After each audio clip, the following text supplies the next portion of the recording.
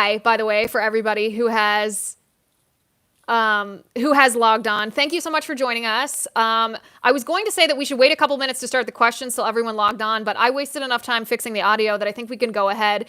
Anybody who wants to ask a question, head over to lizwheelershow.com/locals, and you can ask the question. As you know, the way that this works is if you are a Liz Wheeler Show community supporter on Locals, you can submit your question there. I will answer the questions for everyone to hear, but if you want to ask a question, you got to be a Locals supporter. So that is lizwheelershow.com/locals. Okay, we were talking about a couple of headlines, which we can maybe get to later. Let's just head over to the questions. All right. Oh, you guys, you sent so many questions in. Let's refresh that page and get started. I'm going to have to go quick through these. Okay, this is a question from Guitar Hero. That's his username. He says, question for tonight, does it look like our Mexican border states have a chance at completing the wall on their own without interference from the feds? I would say those are not mutually exclusive options. I'm sure the Biden administration will try to interfere in some way, but I would like to see, let's just say I would like to see if Governor Abbott in Texas is successful or if he's saying that just as political rhetoric. So we'll see. I think the federal government tries to get involved in a lot of situations where they don't really have a right to get involved. So good for the states for taking it on. My only problem with the states doing this is we've already paid taxes on the federal level for border security. So we shouldn't have to pay again at the state level just because the federal government didn't do their job. And it's their responsibility, it's their duty to protect our borders, right? Just because they didn't do their job, we the taxpayers shouldn't pay double. So that's my only problem with the idea of states doing it themselves. It's a fiscal responsibility thing. So we shall see how that goes. That's actually why, by the way, that I didn't support those private efforts to fundraise for the wall, because I already paid for it. I already did give my money through taxes. I don't want to give my money again through a private venue. So that's my answer to that question. Next question is from Lee Vin. Lee asks, this is a great question. Which Frederick Douglass biography do you recommend, author and title? It's an autobiography that I recommend, Lee, and it is called The Autobiography of Frederick Douglass. It's by Frederick Douglass. Just look it up. He wrote it himself. It's an absolutely wonderful book. I cannot sing its praises highly enough. You've probably heard me sing the praises of this book before. It should be required reading for every American, every school child. It's brilliantly written, and it's a first-person narrative of his life. He was raised in slavery in the United States, and then he escaped slavery and eventually became a very prominent abolitionist and pro-Constitution activist. And hearing what he witnessed and what he saw and what he experienced and what he did to obtain his freedom and how he paid that forward and taught other slaves to read and write. And it's just incredible. I mean, it's the epitome of the story of our country, I think. You know, where our country does suffer from the original sin of slavery. No one denies that, but to triumph over such evil as an individual is simply remarkable. It's extraordinary. Highly recommend that book. Good question. Okay, let me see what the next question is. Okay, this is an interesting question. We actually did a full episode on the answer to this question too. So this question is, hi Liz, I'm wondering how to prevail against the abyss of the deep state when they have the leverage, the power, and the intelligence community moving against anybody who does not share the proper narrative. It all seems overwhelming to me. Every time I turn around, he says, I see something or someone who has been exploited by the powers that be. What can we do? So this is a great question because I think a lot of people, and perhaps myself included in this, when President Trump was campaigning and then when he was in office, he always was promising to drain the swamp. And I'm sure he intended to do that. It's not that he didn't have the intention to do that. It's that no one person, even the chief executive, even the president of the United States, no single person has the power to do that, because it's not just a matter of these bad actors, these one-offs in government, these power-hungry bureaucrats here or there, exploiting their power or abusing their power. It's a matter of the system itself. And when I say the system, I mean the administrative state. So the administrative state is a progressive big government policy that's taken about 100 years to come to fruition. It was actually the idea of Woodrow Wilson first, who was president in the 1920s. It was put into action by LBJ, expanded by FDR with the New Deal. And it's this idea that instead of Congress legislating, that Congress passes vague statutes instead and then defers the rulemaking to the executive agencies, these federal government agencies. So, for example, Congress can pass any kind of vague language in their legislation, but for the actual details of what the legislation means, these executive agencies get to decide. And these executive agencies are staffed with, yes, the career bureaucrats, these swamp creatures that we always talk about, who are unaccountable to voters. Oftentimes, they're holdovers from previous administrations. And of course, it's difficult to fire any federal government employee, but this administrative state came into being when the Supreme Court stopped applying a doctrine that did not allow Congress to legislate away their own legislative authority, right? Because Congress can't just give away their legislative authority to someone else, but that's what Congress did. They gave away their legislative authority to these federal government agencies. And what happened is the people who have no accountability to the voters, these bureaucrats in the federal government, began to make rules. So the only way to truly drain the swamp isn't just firing James Comey or even firing Fauci. The real way to do this is to roll back the administrative state. And you roll back the administrative state by our Supreme Court refusing to allow Congress to defer rulemaking power to executive agencies. And so this is something that really should be handled both on the judicial level, but it's also something that should be handled by the voters. If our Congress members, if our representatives want to give away their legislative power, then we should vote them out because it's an abuse of power and it leads to the deep state. So if you want to hear an even longer explanation of how this came into being and how we can get rid of it, we did an episode of the show on how to drain the swamp. I think it's called How to Drain the Swamp, but you can look through the episode titles and you can find it. I think it's from the first week of the show, so I think it might have been episode 2 or 3. You can easily find that. Someone said, Liz, you're stunningly beautiful. Thank you. Appreciate that. I do like my new haircut, by the way. I know that everyone online is torn about it. It seems like the men liked it a little longer and the ladies like the shortcut, but I do like it. Okay. Back to the questions. Okay, Rich says, my wife and I are going to homeschool our 2 high school age kids. Oh, Rich, that's so great. This upcoming school year, can you recommend some history and social studies curriculum? I'd especially want to know if there's a civics curriculum that you'd recommend. Thank you for everything you do and keep up the good work. Okay, Rich, I'm not sure that I have a social studies curriculum off the top of my head. It's been a while since I've been in high school, and my daughter is 5 months, so she is not in high school yet. What I would do is I would point you to a resource where I think you can find some of that. And I think you can find some really, really stellar high school curriculum on civics and history from Hillsdale College. They actually have high school curriculum, or at least college curriculum that high schoolers can do online. So that's where I would point you as a resource first to find that, because I believe, I'm not positive, but I believe my youngest sister, she's in college, but she was the most recent one of us in high school, I believe that she did some of that and that it was very good. So go to Hillsdale College, and I think that they have some really good social studies curriculum. If not, you can reach out again and I can help you find something else. Okay.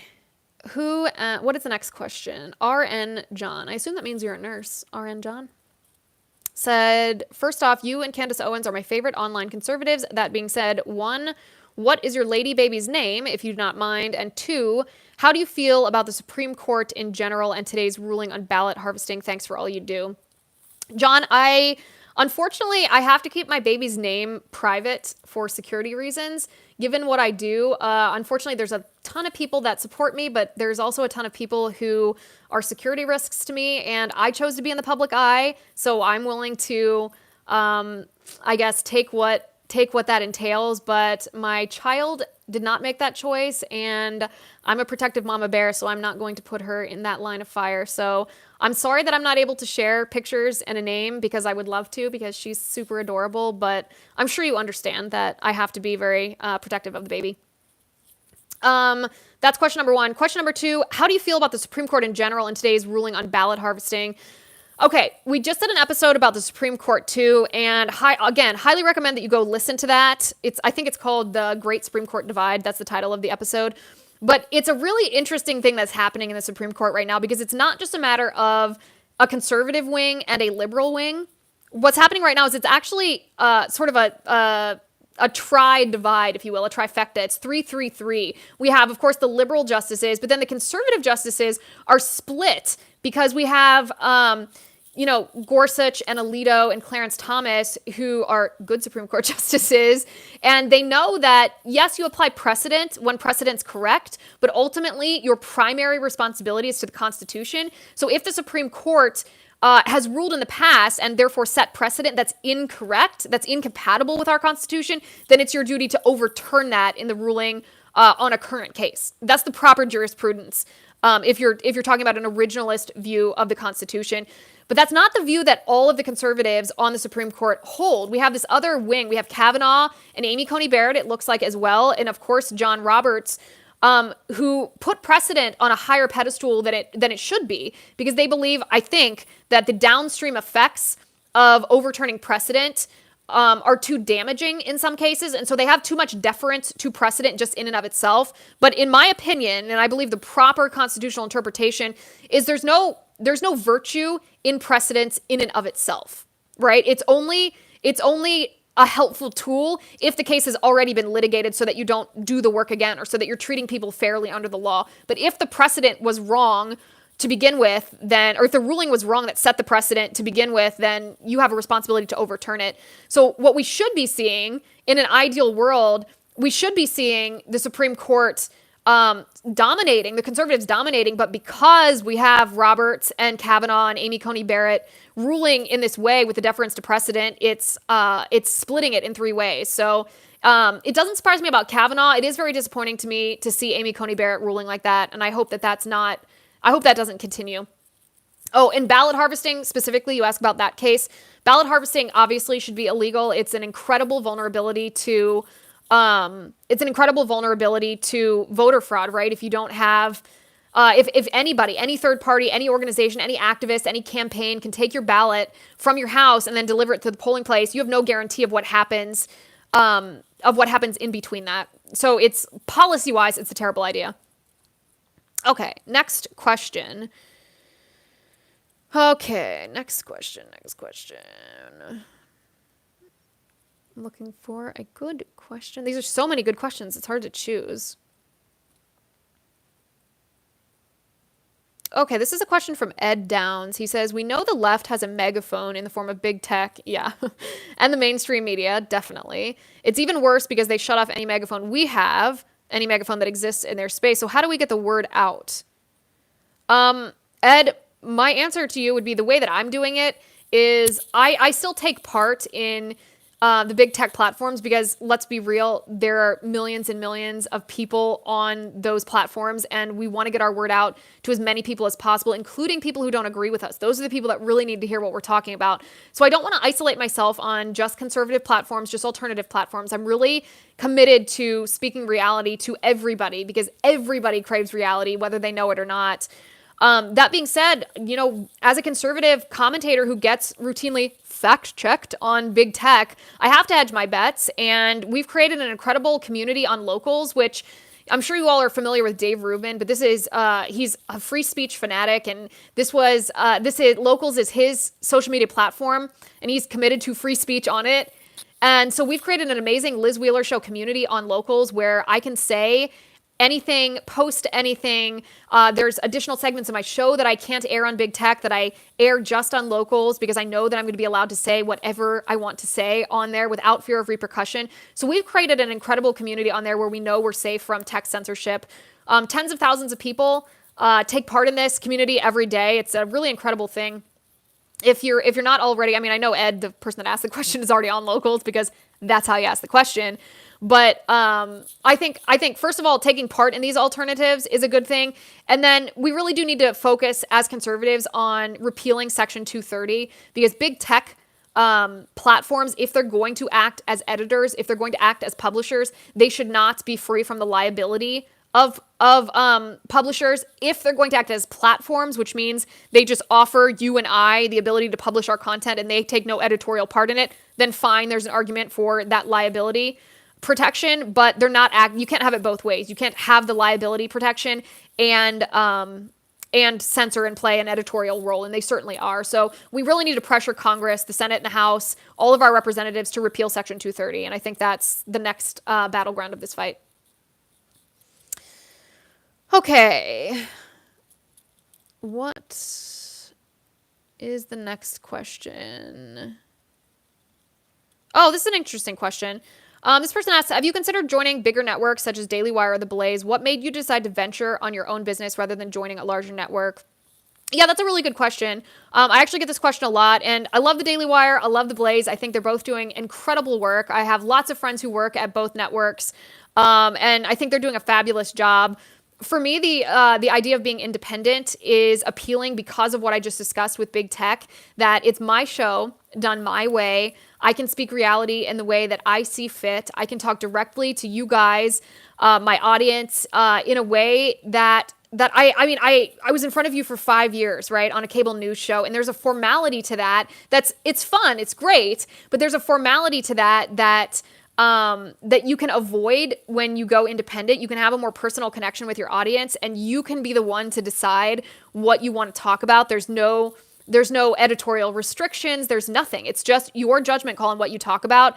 And I know that if we learned one thing over the past 5 or 6 years, it's that the American people crave bold leadership, not just in politicians, though we do, but also in thought leaders. And I'm going to be the defining voice of this generation when it comes to conservative politics. And to do that, I need to be able to formulate my own direction. And so that's why I chose to go independent, because I want to make sure that I can deliver the reality to you as directly as possible.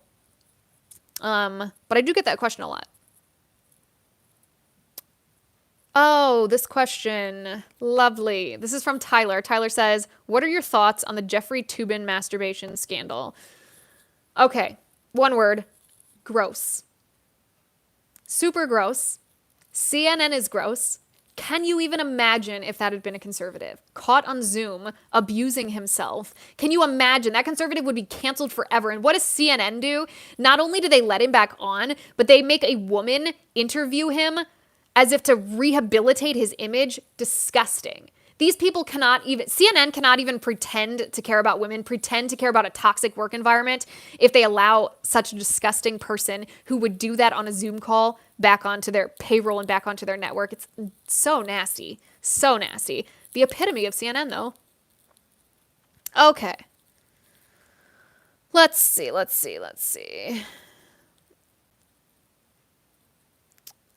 Oh, this is not so much as a question, but it is interesting, so I'm going to read it. Spike says, hi, Liz, great podcast. Love you on Locals. Pardon. Ironic that I coughed, although I'm not sick, because this question is about COVID. He said, I got my second COVID vaccine way back in March. Now that things are starting up again, businesses putting in their owner mask mandates are really starting to piss me off. The CDC, the state of California, the county of Santa Clara have all given the official word for fully vaccinated people. Masks are not needed. And apparently the moral of the story is he got a concert ticket and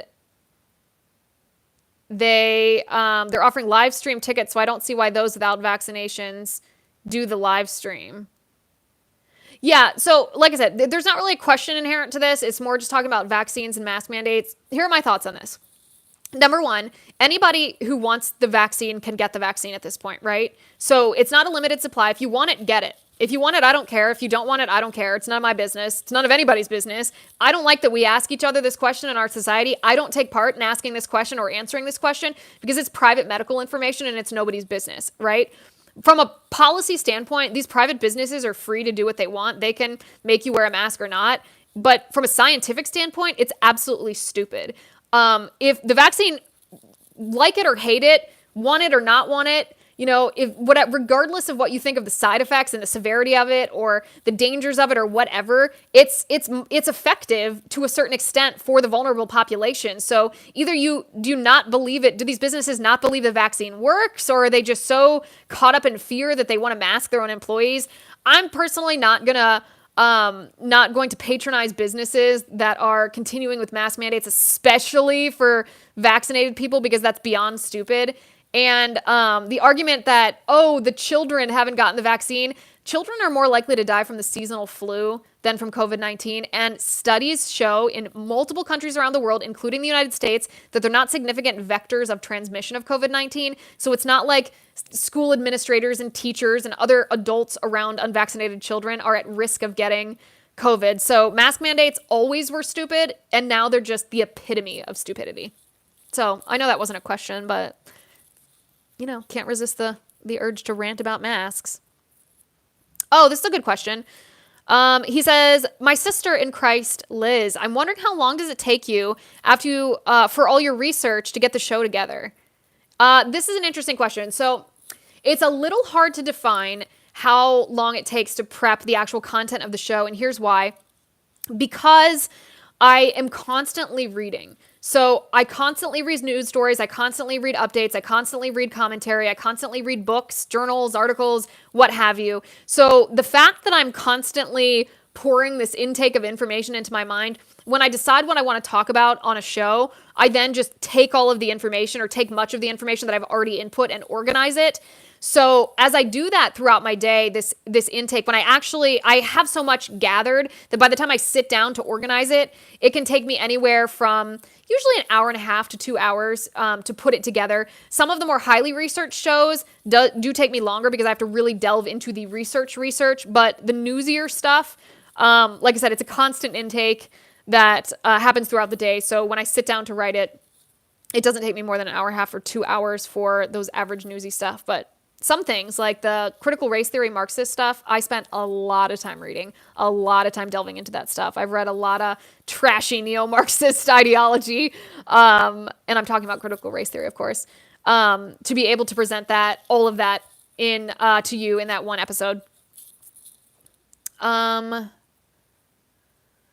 Okay, let's see. Here's a question. Do you think President Trump will run again? Oh, no, it doesn't say that. Do you think President Trump should run again? Here's what I will say. Joe is the question asker here. Joe, I do not think Trump will run again. I'm going to answer that part of the question.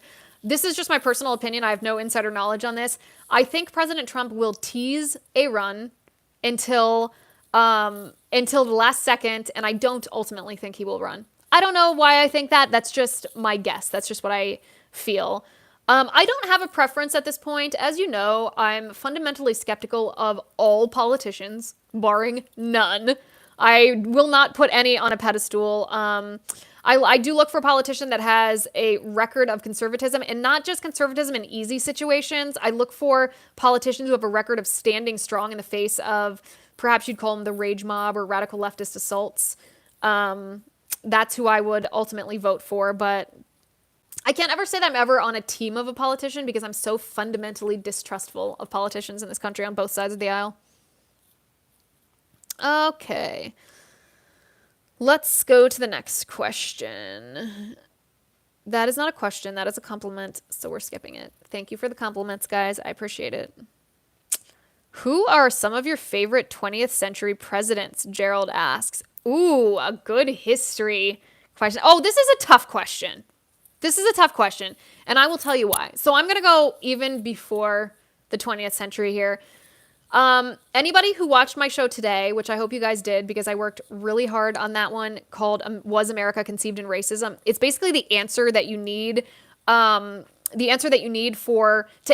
respond to the left's assault on our country right now. Because you know how they're trying to delegitimize our country. They're trying to delegitimize the Constitution and the Declaration and the Founding Fathers.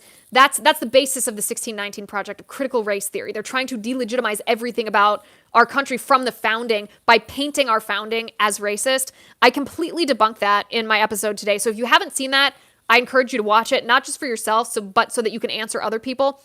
The reason that I bring that up is because one of my favorite founding fathers was a president, but he wasn't my favorite president. I don't think that he was a very good president necessarily, but he was a great founding father, and that is John Adams. John Adams, when he was fighting for American independence, is what I hope to be my spirit animal. I don't think he was as good of a president as he was fighting for our independence, though. And then 20th century, I would say, obviously, Abraham Lincoln did some really good stuff. He did some not good stuff, though, too. He violated some civil rights or some constitutional rights when he suspended habeas corpus. But Lincoln and then Calvin Coolidge, I think, was really good. Obviously, Reagan was very good, except on immigration. He was not good. Remember never to put even presidents on a pedestal. You should always be able to criticize even your favorite conservative politician. That's my rule. If you can't, then you might be too much like a Democrat putting them on a pedestal. So I hope that's a very roundabout answer to your question of who my favorite president is. Okay. Francis asks, did you get to keep any of the outfits that you wore at your old job on One America News? Francis, interesting question. So yes, I have a whole closet full of those dresses. Half of those dresses I owned. They were mine. And the other half were from Rent the Runway. So the Rent the Runway ones were rentals. You wear them once and then you ship them back. And the ones that I owned, I still own. Yeah. It's an interesting question. I have actually gotten that question a couple times too. Okay. Oh, this is a great question. This is a great, there are several questions. This is a great question. So this person just has a username, God and Country 68. I'm going to read you the whole thing because it's really good. What do you feel is the most important step that we need leading into the 2018, I assume you mean 2022, midterms to remove Pelosi and the Marxists? Secondly, what is happening, if any, that you know at the grassroots levels throughout this great land to find conservative candidates to either primary the current office holder or challenge the incumbency? Lastly, what are we doing to challenge the Soros-propped AGs and reestablish the rule of law? Fabulous three-part question. I'm going to answer all three parts because this is super good.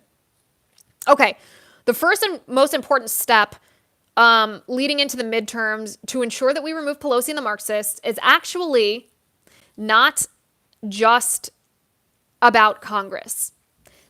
Congress will actually be downstream of this. If conservatives and Republicans make school choice across the board the topic or the issue of 2022, then we will win. We will win for multiple reasons, because we will win on critical race theory, we will win on the transgender ideology and the anti-Christian ideology in public schools, and we will win just on educational quality. So you take those four things and you can condense them into one issue. And that one issue, school choice, is an issue that transcends party lines. You will have Democrat voters who will vote for a Republican who advocates for school choice. You will have Democrats abandon the Democratic Party when the teachers union stick with the Democratic Party and do not want charter schools and voucher programs and school choice. So if we want Congress to be rid of Marxists, what we need to do is we need to empower parents to remove their children from schools that are indoctrinating their children, so that we don't have a next generation of Marxists, so that our next generation are patriots, our next generation love America, our next generation vote for members of Congress who want to uphold the Constitution. This will actually, in the long-term game plan to reclaim and restore America from these radical leftists, school choice and keeping the traditional family intact are two of the most powerful policy issues. And I know that they don't sound quite as sexy as some of the other fights. I know that they're not something that's going to change the landscape tomorrow, but mark my words, the traditional family and traditional marriage and school choice, if you pair those two things together, the next generation will not be indoctrinated the way that this generation is. So in my opinion, I've been saying this for years. I thought they should have done this in 2020 too. If Republicans do this, then they will have done a very good thing for the future of our country. That was part one of the question. Part two, what is happening at the grassroots level throughout this great land to find conservative candidates to primary current office holders or challenge the incumbency? So there are several organizations that are doing this. I'm going to give a shout out to my friend Ryan Gerdusky, who is running what's called the 1776 Project PAC, and they are funding school board candidates, for example, who are anti-critical race theory. And he's finding these candidates who are viable candidates to challenge pro-critical race theory adherents at the school board level and to oust them from their positions. So there are grassroots level activism that's happening right now to get rid of the radical leftists and to empower everyday Americans who are patriotic, who love God, family, and country, and the Constitution to get in these positions. So good question. Parents across the country are stepping up too in the face of critical race theory. Lastly, what are we doing to challenge these Soros-propped AGs and reestablish the rule of law? A sentence of background here. So what's happened is George Soros and other basically leftist dark money groups have funded this operation to install not only attorneys general, but district attorneys and prosecutors, obviously, that are anti-prosecution and anti-police. They are anti-rule of law, essentially. And Soros has been very effective in funding this. There's, multiple district attorneys across the country, as well as attorneys general who have been elected who are leftists. And the right needs to play offense on this. We can't just defend against this. We can't just whine and complain about Soros funding this. We have to not only come up with candidates, we have to talk about why the rule of law is important. And we have to say, we not only don't want liberal politicians who are easy on crime, we want not politicians, but attorneys general and district attorneys who are tough on crime. And we have to get behind those candidates and make sure that those candidates become household names in the face of the extreme amount of money that Soros dumps into the races. If we do this, if we call out George Soros for funding the opposition, that actually works. In many cases. I think her name is Summer Stephan in San Diego, district attorney there. She was successful in defeating a challenger that was funded by George Soros because she did what I just said. She called out George Soros on his tactics, and she went on offense and said, listen, this is not a partisan issue. This is why rule of law is important to you and the safety of your family. So conservatives really should focus on that because it's been effective in the cases where it hasn't been called out. Okay, Tipping Points asks, funny name, asks, have you watched The Chosen? Nope. Have not. Don't even know what that is. Sorry. I'm not cool when it comes to movies. You guys know this. Okay, McWell asks, Liz, I would like to know how we can put an end to the Olympic activism. He says, if you don't like our country, you shouldn't be able to represent it. Yeah, agreed. This is super disgusting, super disrespectful of the men and women, the thousands of men and women throughout the history of our country who have fought for and died for and come home draped under, the stars and stripes. To turn your back on the Olympic podium at the Olympic trials podium when the national anthem plays and the flag is raised it's really heartbreaking. It's really heartbreaking to see, especially, I don't think actually, this person's entitled to their opinion. If they don't like our country, okay, you don't have to like our country, but you shouldn't be allowed on the Olympic team because that's what the Olympics is about. It's not just a world championships where you're trying to find the best person in the world. It's representing your country. That's what you're competing in the Olympic trials for, the privilege of representing your country at the Olympic Games. And if you don't like your country, then you shouldn't be representing them, in my opinion. So the U.S. Olympic Committee, in my opinion, should make that rule. I would if I were on the committee. You don't like our country, you want to kneel for the flag, great, do it on your own time. But if you're on the Olympic team and you do that, you're off. That's what I would do. Oh, Thomas says, I might not be able to make the live stream, but curious if you have any updates on the adventures of the other Liz Wheeler. You know what? I haven't heard hide nor hair from her in a little while. I should look her up and see if she's had any adventures lately because, man, she does the funniest things. She does the funniest things in her life. I do enjoy when I get those hits on my Google alert. Lynn, this is a process question. Lynn says, I can't figure out your website. I don't know if I'm a local, a supporter, or a VIP. I paid $72 to be something. I don't know who I am. Okay, Lynn. So this is how Locals is the social media platform. A supporter and a VIP are the same thing. It means that you have paid for exclusive access. You get exclusive privileges, exclusive content, all kinds of behind the scenes access. So if you paid $72, you are a VIP supporter on Locals. The folks that have joined the community that haven't paid are members, and they don't have access to all the behind the scenes stuff that we do all the time, whether it's asking these questions or seeing extended must-see segments from the shows or interviews, or when I'm, talking through what I'm going to talk about on the show. The members who haven't paid don't get to see all of that.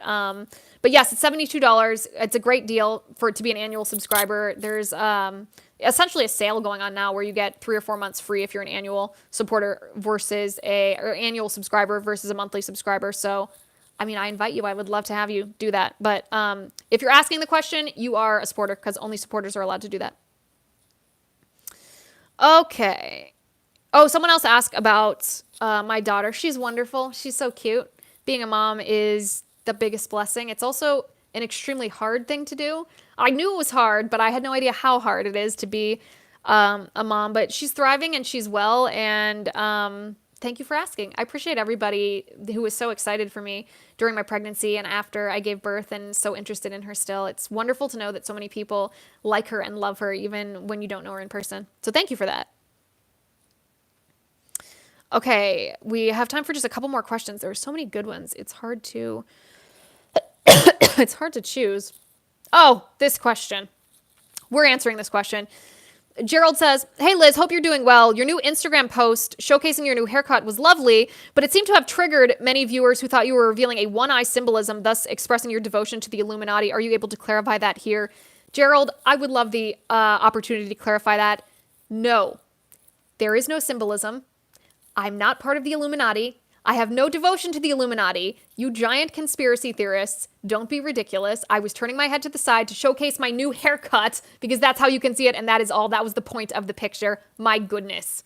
People, please. Okay, we have time for just a couple more questions. They're coming in as I talk, so I'm sifting through some of these. Let me look. A couple more questions.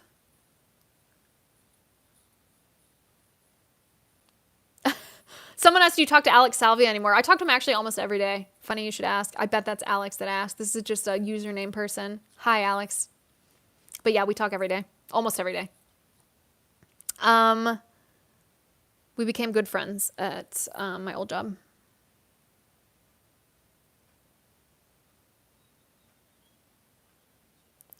Okay. There's a lot of questions about big tech. I'm trying not to answer repetitive questions. That's why I'm looking through. And I stand by what I said. I think it's important to hedge your bets, of course, join locals, but it's also important to advocate for Section 230 repeal. I really think that that's the best thing that we can do at this point. All right, I'm going to get one more question, and I want it to be a good one. I want it to be a good one.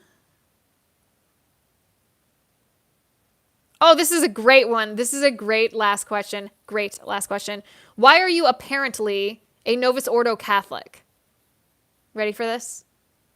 If it's good enough for JP2, it's good enough for me. That's my answer.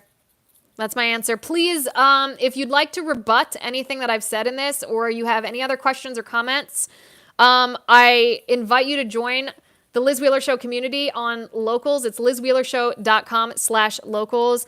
Please become a supporter, and you can get involved in all of the fun behind-the-scenes stuff that we do almost every day on there. Would love to see you over there, lizwheelershow.com/locals. If you want to do another one of these question and answers, let me know in the comment section as well. Thank you guys so much for being here. I really enjoyed doing this, and thank you for your patience with the tech issue at the beginning. And I will talk to you soon. If you haven't subscribed to my show, please go to Apple Podcasts and do so. Hit the subscribe button, download, give us a 5-star rating, a glowing review. You know the rigmarole. It really does help when you do that. Thanks again. We'll talk soon.